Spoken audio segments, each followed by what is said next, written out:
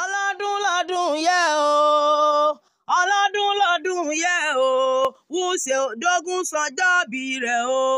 Wuse bọ̀bọ́ Odogun ọmọọba ní sọjọ́bí lónìí ẹ bá ń kọrin mi dáadáa ọmọ tá a ṣèṣì bí sílùú Ìgbò tó ń gbàṣà Yorùbá lárugẹ ni ó fẹ́ràn àṣà Yorùbá púpọ̀ ọmọ Ìgbò tí ìlú gángan tí ń jó bàtà kò sílùú Yorùbá tí ò mọ̀ lù ó jàre bẹ́ẹ̀ bá fẹ́ ṣègbéyàwó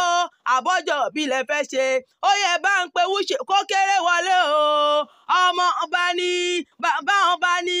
happy birthday to my friend onínúure tí mò ń tó dá jáde lára ẹni ó jàre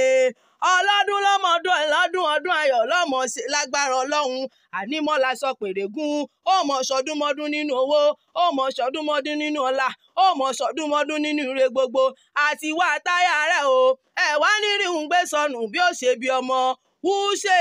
bọ̀bọ́ Odogun ọdọọdún ní sápẹ́rúwé ọdọọdún làárọ̀ rògbò ọdọọdún lára Hausa ọdọọdún lọ́mọ ọbẹ̀ lágbára ọlọ́run ọba èmi mo pé lọ́la Alájọkẹ́ wá ń kí ọ wípé ọdún ayọ̀ lọ́mọ. ọlọ́dún lọ́dún yẹ o ọlọ́dún lọ́dún yẹ o Wuse.